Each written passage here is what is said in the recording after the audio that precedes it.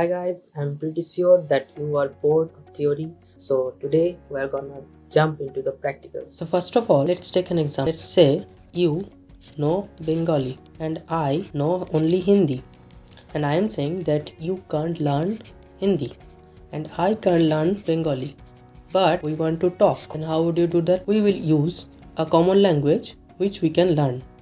Let's assume English.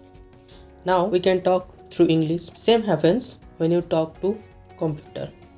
You know, let's assume English, and computer knows binary language, that is zeros and ones. So we will use a common language which is called programming language. Let's say C++, C, Java and many more. But there is a catch. Computer only knows binary. You can learn these. So we made a intermediate software. The first one is compiler. It will convert C++ language into binary code. And another one are code editors. These are like text editors but with some advantages. For this course we will use VS Code. Remember that VS Code is a code editor, not a compiler. Compiler will convert C++ into binary and code editor will help us to write the code. It is for human convenience. For Mac and Linux systems, there is inbuilt compilers called GCC, but for Windows we have to manually install it. We will use MinGW software to install GCC in our system. And for code editor we will install VS Code. So let's jump into it. So first of all, go to any browser of your choice and search for MinGW GCC compiler for Windows. The first link you will get from sourceforge.net, which is MinGW minimalist GNU for Windows download. Click on that and just download it. After downloading the file, just double tap on the icon or just go to your download folder and then double tap. I will not change any settings. This is the installation directory called C MinGW and I will just continue.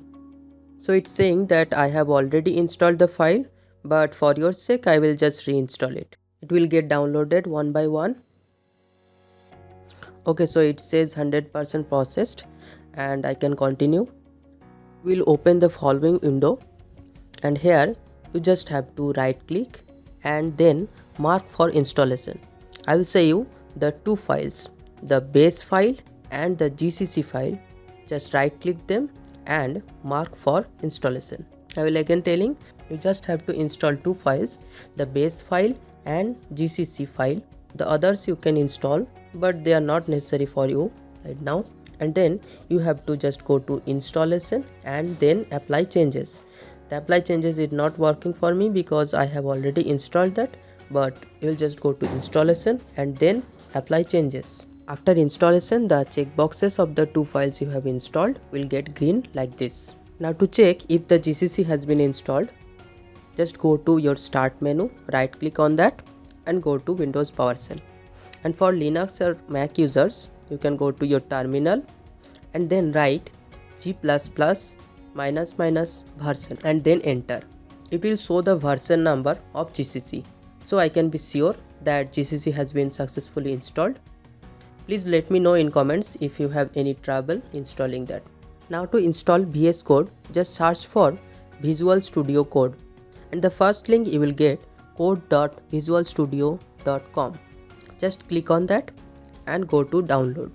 By clicking download, you will get the three options of choosing systems. If you are a Mac user or Linux, then go with them. I will go with Windows. I will just click on that and the download will start. After the download has been complete, I will just double tap on that, or I can go to download folder and then double click. I will accept the license and I will create a desktop icon for my convenience and then install. I will not change any settings, just install. Okay, so now I can finish and launch Visual Studio Code. So now I will show you some of the features of VS Code. From Explorer, you can open a new folder or existing folder. So from file, you can create new folder or open folder. Here I will show another feature, that is extension. I will install C/C++ which I have already installed, and the code runner. These two files are essential for my convenience. So I will repeat, from extension you will have to install code runner and C/C++. Now although we have installed GCC and all, but we have to tell our system there is a minGW folder where you can find the GCC or G++. So we have to search, or you can alternatively go to settings and then search edit environment variable. Then the following window will open, and going to environment variable we just have to add the location where the minGW has been installed. So I will open the Explorer and there open minGW folder and then bin, and here you can find the gcc.exe file and g++.exe also. So we just have to tell the system that the g++ and gcc file are here. So I will copy the address and then open the environment variable and then add the location to the path. I will just edit the path and then a new folder and then add. Okay. So whenever we will call G++ in our Windows shell or terminal in your Linux system, the system will know g++.exe file is there in the path minGW. So now I will create a new folder called C++, and under that I will create a new file, text file, print.cpp. Remember that C++ files have extension .cpp. If you can't edit the extension, then go to view and checkbox the file extension. Then I will open the print.cpp with notepad and write this code. Don't bother about this. This is the basic structure of a C++ program.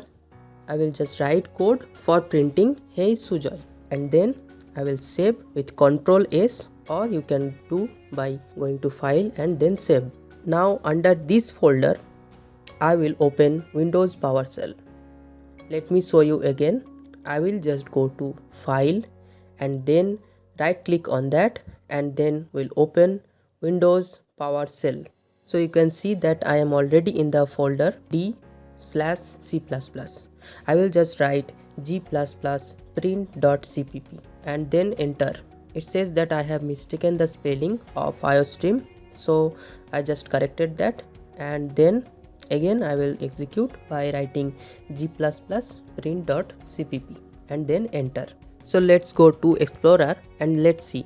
There is a.exe file has been created for compiling print.cpp file. This is the binary code that has been compiled from the .cpp file, and it will be executed by the code .a.out for Linux system, and for Windows system we just have to write .a and then enter. You can see the hey Sujoy has been printed. If you want the binary code to be written in a file called test instead of just a.exe, you just have to write g++ print.cpp and then -o, that is I am setting the location, output location, and renaming it test. So I will just enter. So in Explorer you can see that there is a test.exe file, and you can similarly execute the test.exe with .test and then enter. Now we will run the program directly from VS Code. For now I will delete the .executable files and then go to the VS Code. I will just open VS Code and then open the folder C++ from file, new file, or open file, and open the print.cpp file and rewrite in front of you. You can see that I just have written in and it's showing me suggestions, and I will just enter and my code has been completed. I have just typed one bracket and second bracket has been completed already. I will complete the basic structure of C++ and I will again write cout hey Sujoy. I have already installed the extension C/C++, that is why these suggestions are coming, and I have already installed the code runner so that we can run the program just from here, just tapping the play button, and you can see that the output is hey Sujoy. You can see again there is a executable file created by VS Code, that is print.exe, so that I don't have to write the codes that I have written in the Windows PowerShell, and VS Code is controlling everything. That is the convenience of VS Code.